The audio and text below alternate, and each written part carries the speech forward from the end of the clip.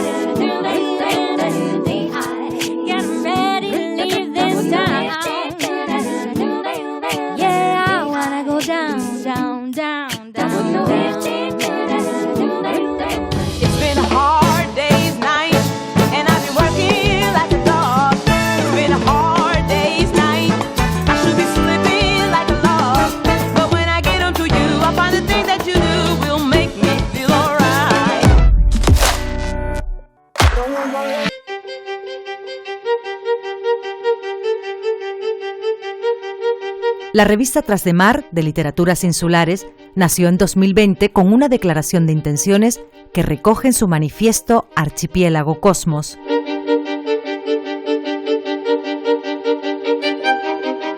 A lo largo de la historia de la humanidad, las islas han sido territorios de paso, lugares que han vivido también una historia trágica de colonización y explotación.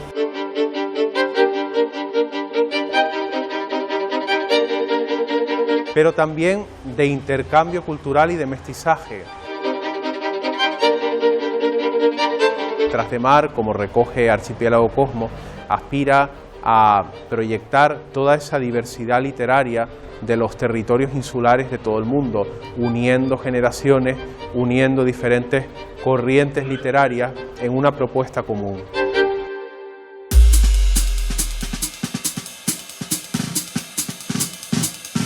La revista también mantiene contacto con colectivos de escritores latinoamericanos en Nueva York y con el Hunter College, que tiene un centro dedicado a la literatura canaria y despliega una gran actividad en sus diferentes secciones. La sección Macaronesia, que conecta la literatura canaria con la literatura y el arte de los demás territorios de la Macaronesia. Conexión Derek Walcott, que ha sido bastante activa también en relación con nuestra colaboración con New York Poetry Review y las instituciones culturales latinas en Nueva York. El Invernadero, dedicada a las generaciones más jóvenes de la literatura canaria. Latitud 28, nombrada así en homenaje al artista Tony Gallardo, que aspira un poco a crear ese diálogo, esa confluencia entre escritores y pintores, dibujantes. El programa de la Poeteca ya comenzó a principios de este mes de junio, una iniciativa desarrollada en el kiosco del Parque Los Dragos, en La Laguna, que contará con un fondo bibliográfico y que ya cuenta con actividades como diversos invitados que suelen venir a principios de mes para leer su obra poética, debatir con el público y de alguna manera tratar de acercar la poesía al público en general.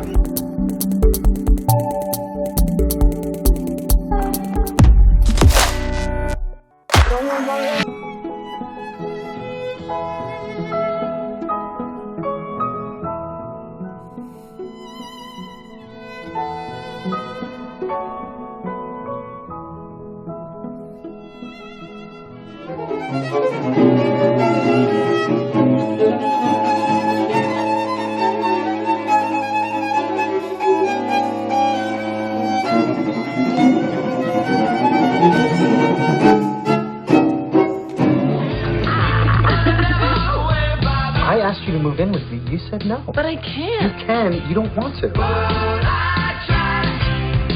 What do you do? It's kind of hard to explain. Because what you do is complicated? Because I don't really do it.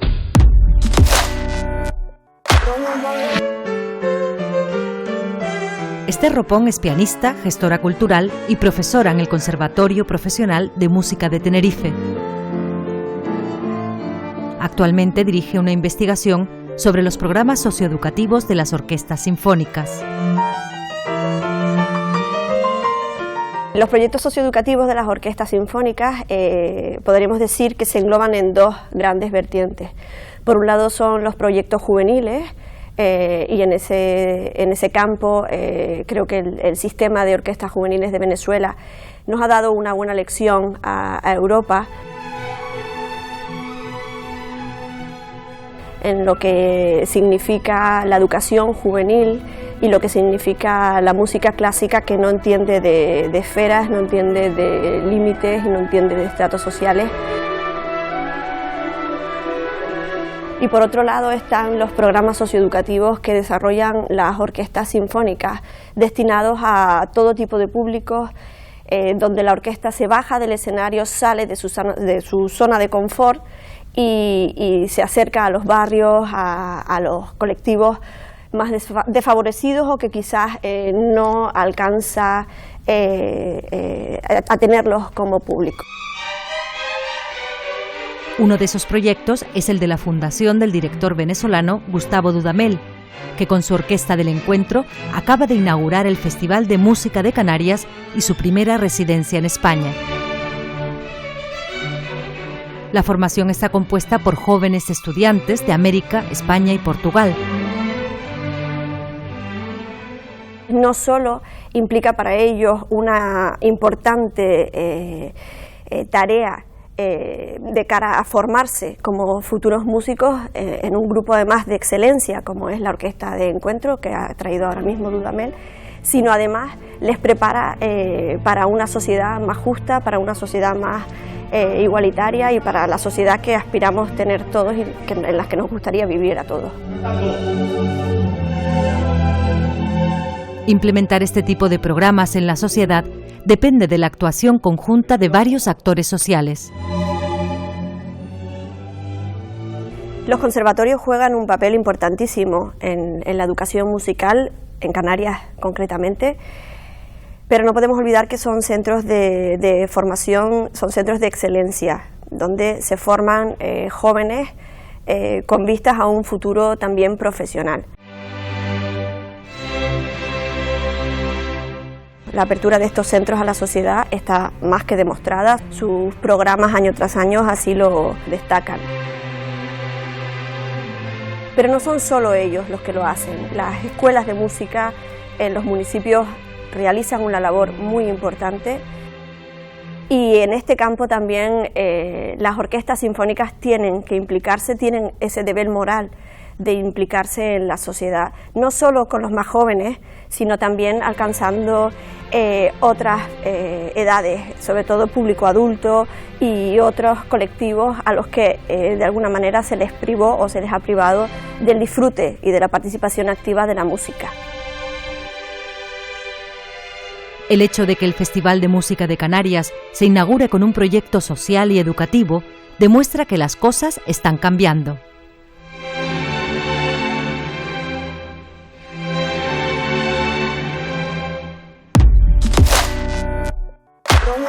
Soy de una isla diminuta del Océano Atlántico, Annobón, una piedra en medio del mar. Cuando era pequeño formaba parte de España. En la escuela nos obligaban a hablar en español y a creer en Dios.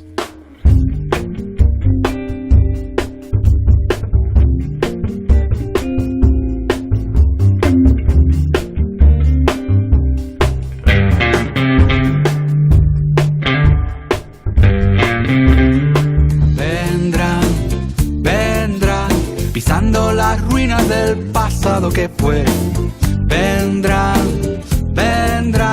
alzando la copa del amanecer, vendrán.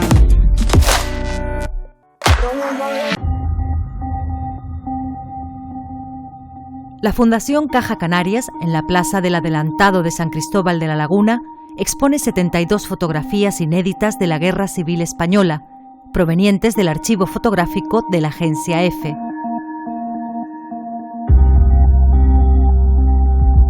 La muestra permite contemplar, con la perspectiva del tiempo, las instantáneas tomadas por unos y otros fotógrafos entre 1936 y 1939, que nos llevan a adentrarnos en la España enfrentada consigo misma.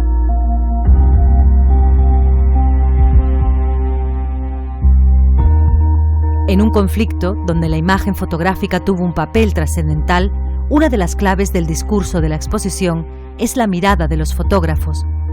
La objetividad de los hechos confrontados en la imagen fotográfica de cada reportero de guerra, cuestión esencial para analizar un tema tan trascendental como crítico.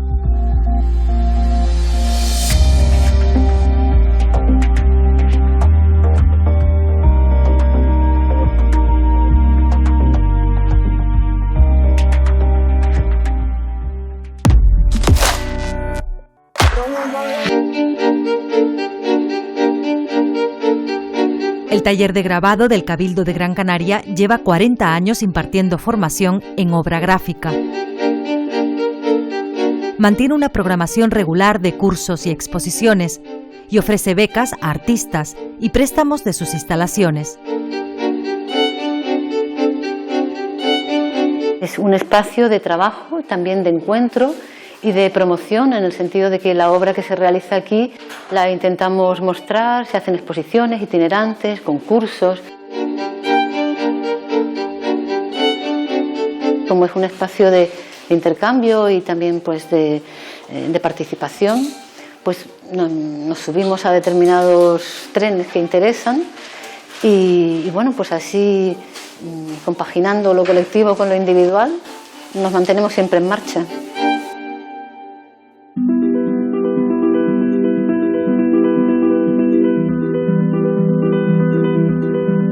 La divulgación de escenas cotidianas, las primeras sátiras y críticas sociales en imágenes, fueron algunas de las funciones del grabado en el pasado.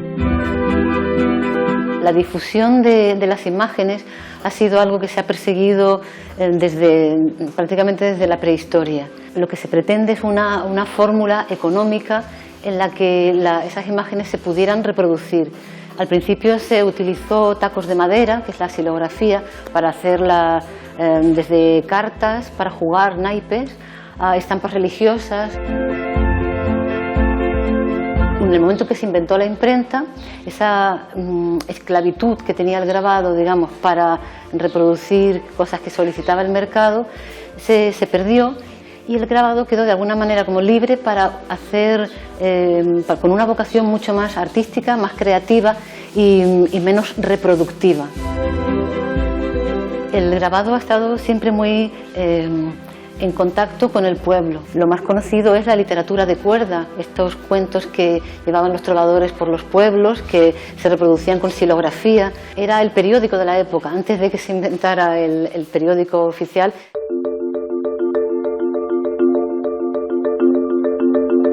Sepamos cómo funciona el taller y cuáles son las fases del trabajo en grabado. La primera es la construcción de la plancha. La plancha es una matriz en la que se generan incisiones. Cualquier herramienta que genere incisiones va a ser útil para el grabado. Una vez que tenemos la imagen que queremos en la plancha, pasamos a la segunda fase, que sería la de la estampación. Para la estampación ya requerimos de esta máquina, que es el tórculo, que no es más que una prensa, que lo que hace es hacer entrar en contacto el papel con la plancha. Y en esas dos fases está pues toda la magia del grabado.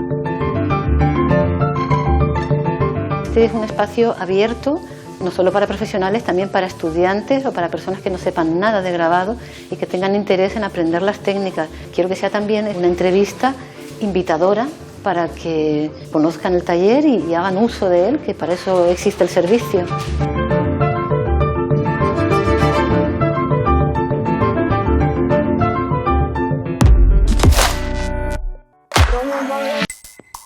La Fundación Mafre Guanarteme, la capital Gran Canaria, acoge la exposición Trazas, de Daniel Rieti.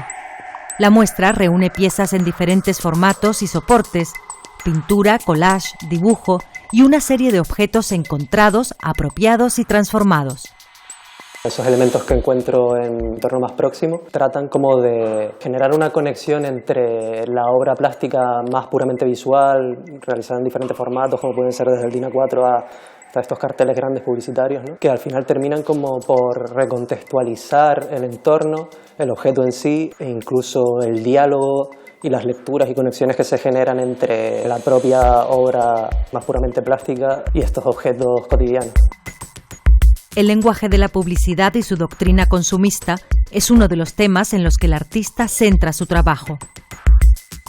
Esa propia huella que ya tienen sugieren en muchas ocasiones el resto de intervención que va a haber sobre el cartel, y además muchas veces contienen esas palabras, esos grafismos que son modificados y aportan otras lecturas al trabajo y lo cargan además de contenido y de significado. La propia línea que construye la letra, la palabra, genera cierta tensión y ayuda no solo a componer, sino a aportar capas de lectura a la obra en sí, ¿no?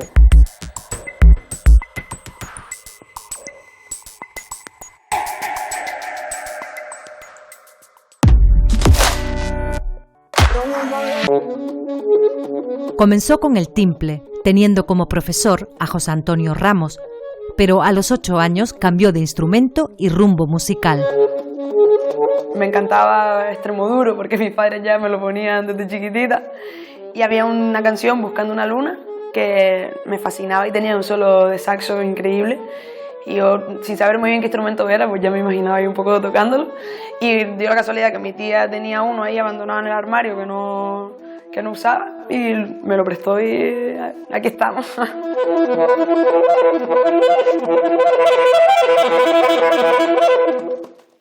Las influencias van desde el rap que llevo escuchando de toda la vida también. Algo muy importante en mi vida ha sido el rock. Pues Extremoduro ha sido como la banda sonora de mi vida, pero después ya también escuché mucho rock inglés, Led Zeppelin a muerte. Música clásica, que estuve estudiando muchísimos años aquí en el conservatorio. Músicas del mundo, música africana, el folclore, que también, sobre todo últimamente, me me ha estado interesando muchísimo. Un poquito más tarde, cuando descubrí el jazz, me atrapó sobre todo por la instrumentación, porque había un saxo y había improvisación, que al final fue lo que a mí me enamoró de la música. Pero claro, ya creo que el jazz al final no tuvo tanta influencia en mi música, entonces ha sido como una mezcla bastante rara. Y con esa mezcla de estilos musicales en su haber, se ha convertido en una de las figuras más prometedoras del panorama musical de las islas, a donde acaba de regresar tras una temporada de trabajo y estudio en los Países Bajos. Mucho frío, mucha magua de las islitas siempre. En general la experiencia increíble por la gente que he conocido y por los proyectos que he podido montar y tocar con gente increíble, gente de todos lados del mundo. En octubre, creo yo, volveré a Rotterdam y estaré por ahí un tiempito, porque tengo muchos proyectos que quiero explotar y sé que aquí siempre puedo volver. Espero que me esperen un poco. En estos momentos prepara la salida de su primer disco y su actuación en el Festival Internacional Canarias Jazz and Más. Aquí en Gran Canaria es donde más feliz soy al final, que ya llevo un año aquí, nunca había estado tanto tiempo aquí después de haberme ido a Holanda, y la verdad que ha sido increíble. Y también profesionalmente pues pude grabar un disco que saldrá también el mes que viene, en julio.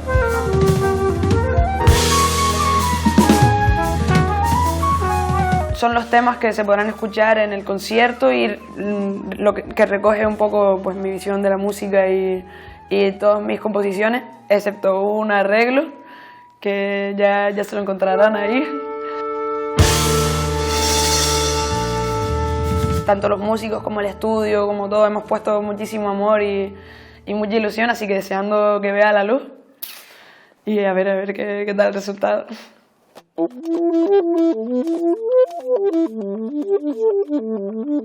Hay mucho rock and roll, sí, yo creo que lo que más hay es rock and roll al final, pero sí, también temas muy tranquilos, influencias de lo que he escuchado en Holanda, de lo que he escuchado aquí, pero se me hace un poco difícil de definir, así que hay que ir al concierto para verlo.